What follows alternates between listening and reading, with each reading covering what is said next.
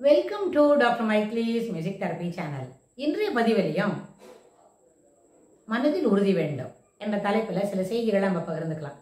சில பதிவுகளாகவே இதற்கு தொடர்புடைய செய்திகள் தான் நம்ம பகிர்ந்துக்கிட்டு வரோம். ஆனால் மனதில் உறுதி வேண்டும் எப்படி சிறப்பான ஆசிரியராக இருப்பதற்கு, சிறப்பான மாணவனாக இருப்பதற்கு அப்படின்னு ஒரு கான்செப்ட் வச்சுக்கிறோம்னு வைங்க.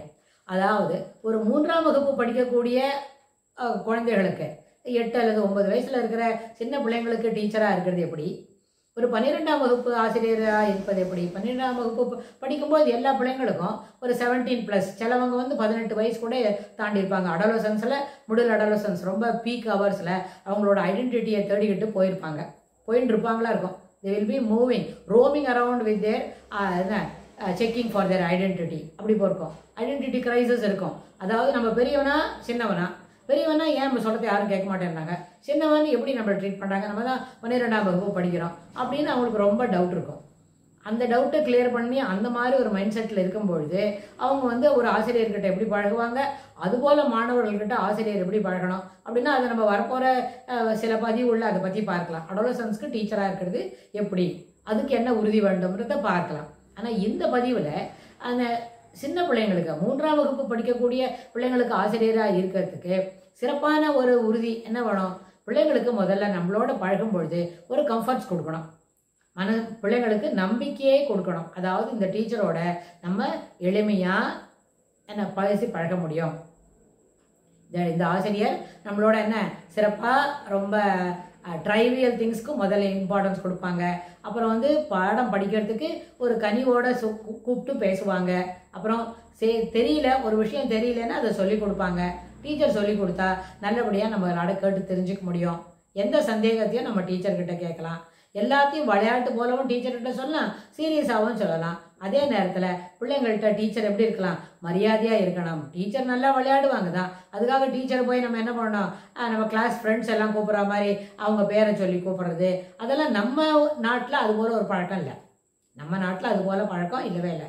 வெளிநாட்டில் கூட இருக்குல்ல தான். ஆனால் அவங்க அது அவங்க அடாசிட்டியாக அந்த வேலையை செய்கிறாங்க. They are calling the teacher by name அப்படின்னு. ஆனால் இங்கே அப்படி இல்லை. நம்ம கலாச்சாரத்தில் எப்போவுமே calling elders by name is a sin அப்படின்னு ஒரு பழக்கம் இருக்கு. அதனால என்ன பண்ணணும், இப்போ தொட்டே ஆசிரியர்னு சொன்னால் ஆசிரியர்கிட்ட மரியாதையாக இருக்கணும். ஏன்னா ஆசிரியர் நம்மளுக்கு என்ன சொல்லி கொடுக்குறாங்களோ அது நம்மளுக்கு பயனுள்ளதாக தான் இருக்கும். ஏன்னா அந்த வகுப்பில் 3ஆம் வகுப்பு படிக்கிறதுக்கு என்ன செய்தி நம்ம தெரிஞ்சுக்கணுமோ அந்த செய்திகள், அந்த பாடங்கள், அந்த பாடத்தில் இருக்கிற முக்கியமான கருத்துக்கள், அது எல்லாத்தையும் டீச்சர் என்ன சொல்லுவாங்க, சிறப்பாக நம்மளுக்கு சொல்லி தருவாங்க, எடுத்து சொல்லுவாங்க. சிலப்போ அதை என்ன பண்ணுவாங்க, ரொம்ப ஒரு விளையாட்டுத்தனமாக காமெடியாக, ரொம்ப அதில் ஒரு சீரியஸ்னஸ் இல்லாமல் சாதாரணமாக சொல்லி தருவாங்க. ஏன்னா இனிமையாக பாடம் கற்பிக்கும் பொழுது அந்த பாடம் எல்லாமே நம்ம மனசில் எளிமையாக புரிஞ்சிடும். எளிமையாக புரிஞ்சிருச்சுன்னா அந்த கான்செப்ட் தொடர்ந்து நம்மகிட்ட இருக்கும். இப்போது சாதாரண விஷயம், 3ஆம் வகுப்பில் ஒரு ஃபிசிக்ஸ் பாடம் படிக்கிறோம்னு வைங்களேன். ஒரு வாட்டர், தண்ணியை பற்றி, இல்லாட்டி போனால் மேக்னெட் அதை பற்றி படிக்கிறோம். இல்லை போனால் இன்னும் வேறு முக்கியமானது எலக்ட்ரிசிட்டி அப்படி பற்றி படிக்கிறோம். எலக்ட்ரிசிட்டி படிக்கும்போது அதனோட detail, how we are preparing electricity, அதை பற்றி சொல்லியிருக்காது. ஆனால் எலக்ட்ரிசிட்டினால என்ன பயன், அது போல் ஒரு பாடம் சொல்லியிருக்குன்னு வைங்க. அந்த பாடத்தை அதனோட முழுமையான ஒரு வளர்ச்சி, அந்த மேலும் மேலும் எந்தெந்த பாயிண்ட்லலாம் அதை வளர்ச்சி பார்க்கணும்னு சொன்னால் 8ஆம் வகுப்பு படிக்கும்பொழுது ஃபிசிக்ஸ் படிக்கலாம். அப்போவும் என்ன இருக்கும், அந்த எலக்ட்ரிசிட்டியை பற்றி அதில் ஒரு பாடம் வரும். மேக்னெட் பற்றி படிக்கிறோம், அந்த மேக்னெட்டிக் ஃபீல்டை பற்றி 8, 9ஆம் வகுப்பில் படிக்கும்பொழுதும் ஒரு பாடம் வரும். ஆனால் இப்போ 3ஆம் வகுப்பில் படிக்கும்பொழுது எவ்வளோ இனிமையாகவும் ரொம்ப மகிழ்ச்சிக்குரியதாகவும் படித்தோமோ அதனோட அந்த செய்தி ரொம்ப ஸ்ட்ராங்காக பதிஞ்சுதுன்னா அந்த 7ஆம் வகுப்பு 8ஆம் வகுப்பு படிக்கும்பொழுது இந்த கான்செப்ட் நம்மளுக்கு ரொம்ப ஈஸியாக புரிஞ்சிடும். எளிமையாக அதை நம்ம என்ன பண்ணோம், கூர்ந்து கவனிச்சுட்டு மனசில் நின்றுட்டு that we continue to take it till for 3 or 4 இயர்ஸ்க்கு அப்புறம் நம்ம அதை எடுத்துகிட்டு போக முடியும். அதனால இந்த 3ஆம் வகுப்பு பாடம் சொல்லி கொடுக்கும் பொழுது அந்த ஆசிரியர் பிள்ளைங்களோட நம்பிக்கையை பலப்படுத்துவதாக அவங்க பாடம் நடத்தணும். பிள்ளைங்களோட கற்றல் திறமையை ஊக்குவிப்பதாகவும் கற்றல் திறமையை மேம்படுத்துவதாகவும் அவருடைய பாடம் நடத்தும் திறன் இருக்கணும். அப்படின்னு சொன்னால் 3ஆம் வகுப்பு ஆசிரியராக இருக்கிறது ஒரு சிறந்த ஒரு சர்வீஸ்.